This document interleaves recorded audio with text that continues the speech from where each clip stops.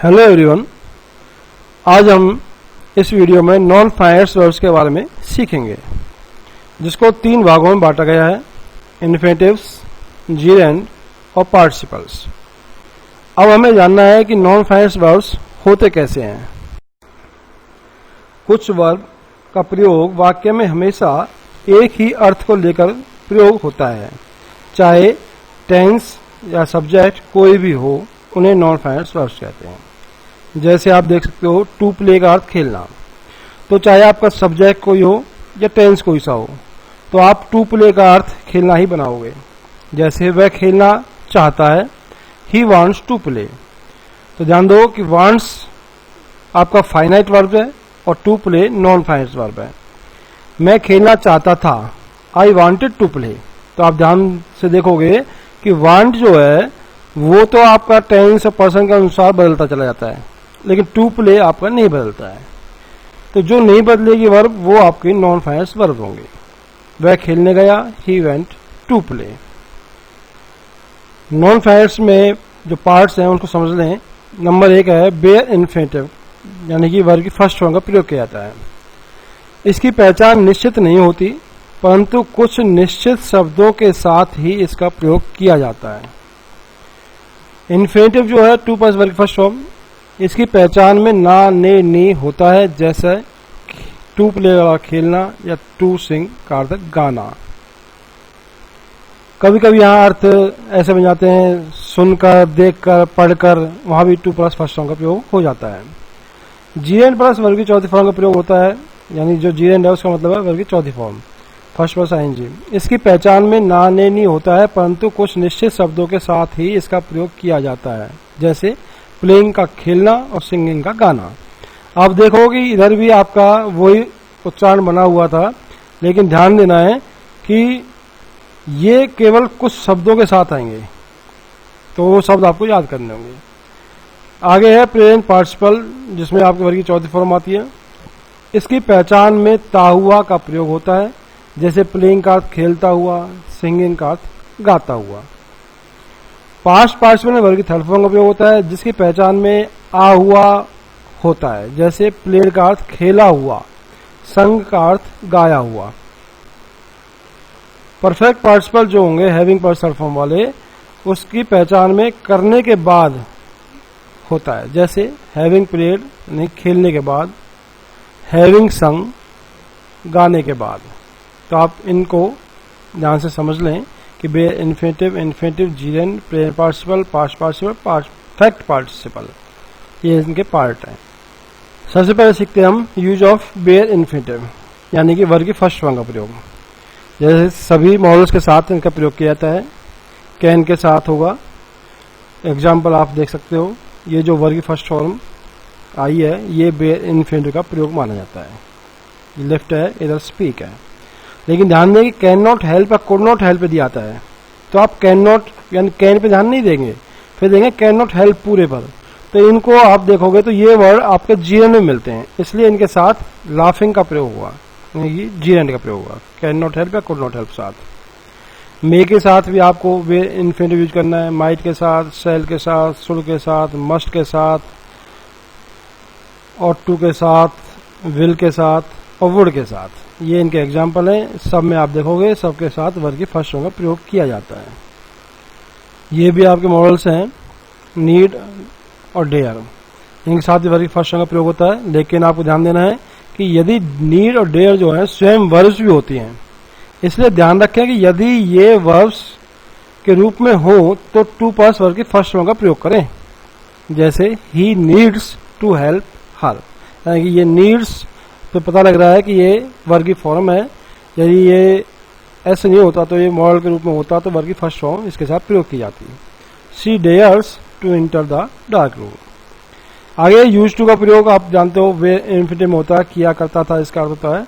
लेकिन इसके बारे में बताया, यदि वाक्य में यूज टू के स्थान पर बी यूज टू हो तो जीरेंड यानी वर्ब की फर्स्ट फॉर्म के साथ आईएनजी का प्रयोग करें। He is use to smoking. तो उम्मीद है कि आप इन मॉडल के बारे में समझ गए होंगे। अब इसके आगे चलते हैं कि सी के साथ भी आपको बेयर इन्फिनेटिव यूज करना होता है। जैसे सी के बाद आ गया रन का प्रयोग। अब इसमें रनिंग का प्रयोग भी कभी कभी हो जाता है, तो उसमें थोड़ा ध्यान दें कि I saw him do his work, तो इसका अर्थ है कि मैंने उसे शुरू से आखिर तक अपना काम करते हुए देखा। समझ लेना कि इसमें आपको ये भाव दर्शाना है कि यदि आपने उसको पूरा कार्य करते हुए देखा है तो आप बेयर इन्फिनिटिव का प्रयोग कर रहे हो।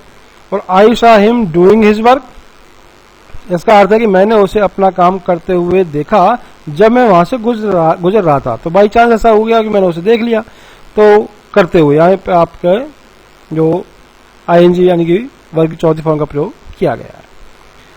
ये आपका हियर के साथ बेयर इन्फिनिटिव, स्मेल के साथ बेयर इन्फिनिटिव, लिसन के साथ बेयर इन्फिनिटिव, नोटिस के साथ, वॉच के साथ, फील के साथ।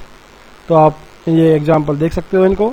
ये सब को याद रखना है कि ये यदि आपके वाक्य में है तो आपको बेयर इन्फिनिटिव का प्रयोग करना होता है। मेक, जिसका अर्थ करवाने के लिए यूज होता है कॉजेटिव वर्ब में, कि Ravi made me wait, Ravi ने मुझे इंतजार करवाया। See, hear, make, feel, watch, notice, bid के साथ पैसिव में टू प्लस वर्ग की फर्स्ट फॉर्म का प्रयोग करें। जैसे वह यानी he was made to laugh, यानी कि उसे हंसाया गया। तो ये पैसिव का वाक्य था, वाज मेड आया हुआ था तो टू लाफ का प्रयोग हो गया। You are bidden to do it, तो यू आर बिडन से पता लग गया बिड का प्रयोग पैसिव में हो रहा है, तो आप टू डू का प्रयोग करोगे। आगे है हेल्प। हेल्प का प्रयोग आप बेयर इन्फिनिटिव में करते हो, लेकिन फिर बताया कि हेल्प के साथ टू प्लस वर्ग की फर्स्ट फॉर्म का प्रयोग भी किया जा सकता है। लेट का प्रयोग आप बेयर इन्फिनिटिव में करते हो, लेकिन ध्यान रखें यदि लेट को ही खाली स्थान में प्रयोग करना पड़े तो टू लेट का प्रयोग करें। जैसे this shop is to let, यह दुकान किराए के लिए खाली है। हैड बेटर है, इसके साथ बेयर इन्फिनिटिव का प्रयोग किया जाएगा।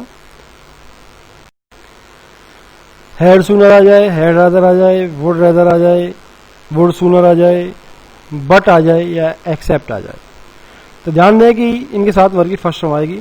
फिर इसमें ध्यान देना है कि बट और एक्सेप्ट वाले वाक्यों में निम्नलिखित नियम का ध्यान रखें कि डू या डज या डिड आएगा पहले वर्ब के रूप में, फिर आपको एनीथिंग या नथिंग या एवरीथिंग ऐसा आएगा, फिर आपको वर्ग की फर्स्ट फॉर्म का प्रयोग करना होता है। जैसा आप देख सकते हो ऊपर कि he did nothing but weep, she does everything except dance. Why के साथ क्वेश्चन वर्ड के साथ आप बेयर इन्फिनिटिव प्रयोग इस तरीके से करोगे कि वाई कॉल हिम, उसे क्यों बुलाएं। वाई नॉट, क्यों नहीं। वाई नॉट हेल्प हर, उसकी सहायता क्यों ना करें। तो आप इसको भी समझ लें। अब इन्फिनिटिव, जिसको हम टू प्लस वर्ग की फर्स्ट फॉर्म के नाम से जानते हैं, जिसमें पहचान ना ने नी होती है। टू प्ले, खेलना, वह खेलने गया, he went to play. To hear, सुनकर, और टू सी, देखकर। जैसे वह शेर को देखकर डर गया, he was afraid to see a lion. यानी कि आपको इसका भी ध्यान रखना कि ऐसे ही कर वाले जो उच्चारण है वो भी इससे किए जा सकते हैं। अब ये जो है निम्नलिखित शब्दों के साथ प्राय टू प्लस वर्ग की फर्स्ट फॉर्म का प्रयोग किया जाता है। तो ये आपके कुछ वर्ड्स हैं जिनके साथ इन्फिनिटिव का प्रयोग, टू प्लस वर्ग की फर्स्ट फॉर्म का प्रयोग किया जाता है। इनको आप देख लें, याद करने की कोशिश करें, अपने वीडियो को पॉज कर लें और इनको बेशक नोट कर लें।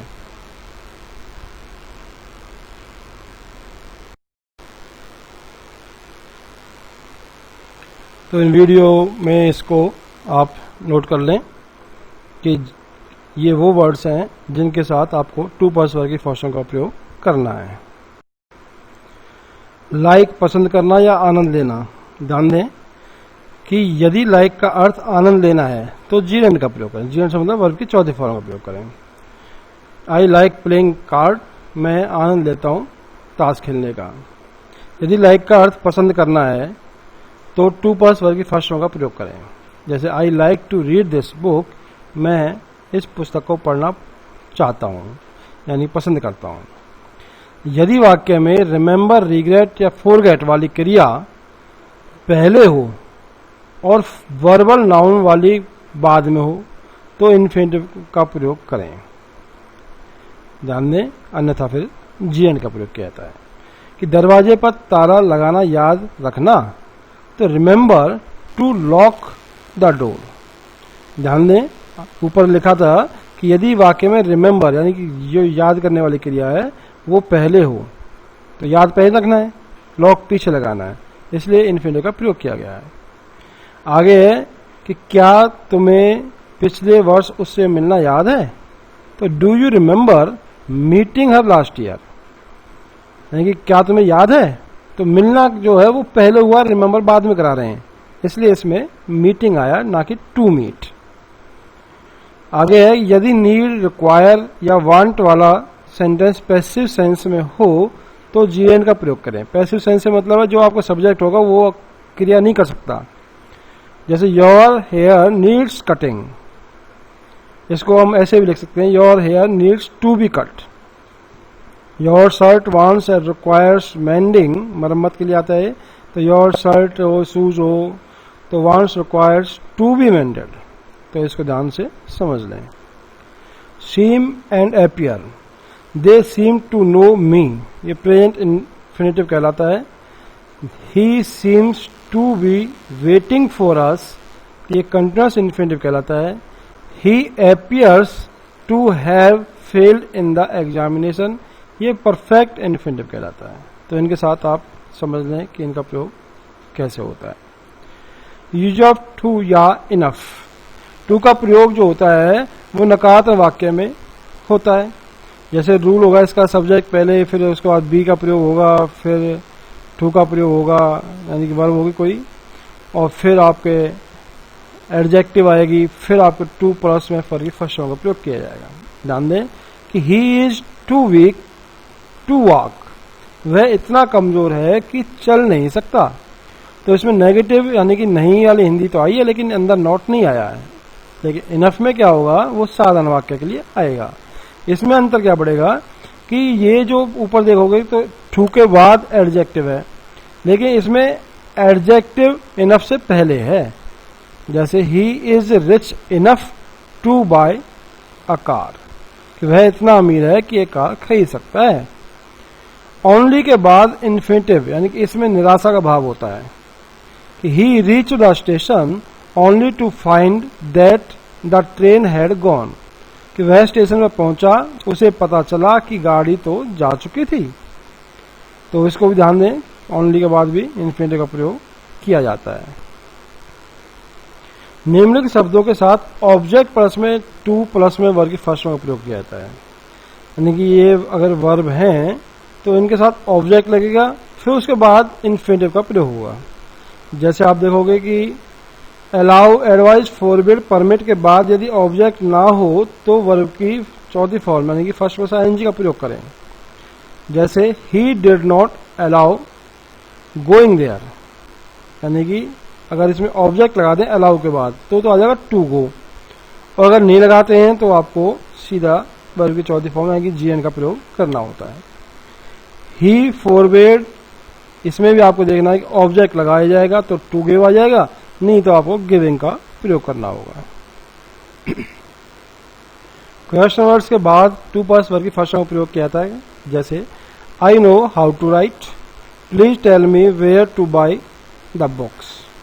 The first, the second, the last, the only के बाद टू प्लस वर्ब की फर्स्ट का प्रयोग किया जाता है।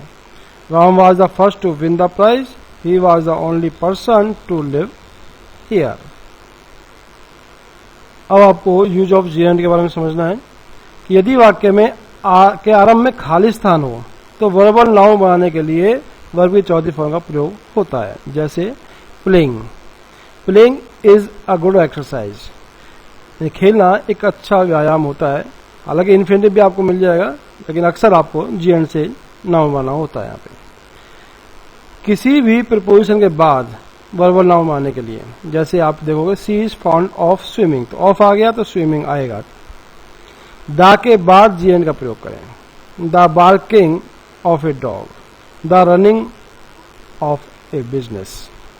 एपोस्ट्रॉफी जो ऐसे होता है, या कोई जो पहले से प्रोनाउन होते हैं my, our, your, his, her, its, their, इनके साथ भी जीएन का प्रयोग किया जाता है, जैसे मदर्स गोइंग और योर कमिंग। निम्नलिखित शब्दों के साथ टू होने के बावजूद वर्ब की चौथी फॉर्म का प्रयोग किया जाता है। ये बहुत इंपॉर्टेंट है। यदि ये वर्ड हैं, इनमें देखो टू के साथ आप देखते हो कि वर्ब की फर्स्ट फॉर्म का प्रयोग किया जाता है, लेकिन ये वर्ड्स ऐसे हैं, यदि ये हैं तो इनके साथ आपको वर्ब की चौथी फॉर्म यानी कि जीरेंड का प्रयोग करना होगा। तो इनको भी आप याद कर लें। ये कुछ एग्जाम्पल दिए हैं। He is use to smoking, तो यूज टू आ गया तो आदि होना इसका होता है, बी यूज टू तो स्मोकिंग हो गया। लुक फॉरवर्ड टू आ गया, सीइंग आ गया। नाउन बनाने के लिए निम्नलिखित शब्दों के साथ जीरेंड का प्रयोग होता है। जैसे बी वर्थ है, बी नो यूज है, बी नो गुड है, can't beer, can't stand, can't help, stop. तो कैन नॉट हेल्प वाला सिस्टम पहले बताया हुआ है। लाइक का अर्थ ये आपको बताया हुआ है। जीरेंड पैसिव फॉर्म में भी होता है। प्रेजेंट में बीइंग प्लस में थर्ड फॉर्म का प्रयोग किया जाता है। पास्ट में having been plus third form का प्रयोग होता है। He was encouraged by being helped with money, तो आप देख सकते हो ये बीइंग प्लस थर्ड फॉर्म का प्रयोग हुआ है। He wanted to run away without being seen. They showed no proof of having been robbed. तो आप देख लेना इसको कि आपके जीएन को पैसे में यूज करने के लिए किस तरीके से प्रयोग किया जाता है, बीइंग प्लस थर्ड फॉर्म या having been plus third form. ये कुछ वर्ड्स हैं, जैसे यदि निम्नलिखित शब्द वाक्य में हो तो नाउन बनाने के लिए इनके साथ जीरेंड का प्रयोग करें। आप देखते हो कि नाउन दो तरीके से बनते हैं, इन्फिनेटिव या जीरेंड। तो यदि ये वर्ड्स वाक्य में हैं तो आपको चौथी फॉर्म का प्रयोग करना होगा। तो इनको आप नोट कर लें और बिल्कुल रट लें। यदि ये हैं तो आपको वर्ब की चौथी फॉर्म से ही वाक्य बनाने हैं। ठीक है, तो ये अभी नेक्स्ट पेज में भी हैं, तो पहले इनको नोट कर लें, फिर आपको अगले पेज से नोट करने होंगे। ये हैं आपके लगभग 77 वर्ड्स हैं, तो उनको आप वीडियो को रोक करके अपना ध्यान से इनको उतारें और इनकी हिंदी भी दी हुई है जिससे कि आपको वाक्य को समझने में दिक्कत ना आए, तो इन्हें आप याद कर लें।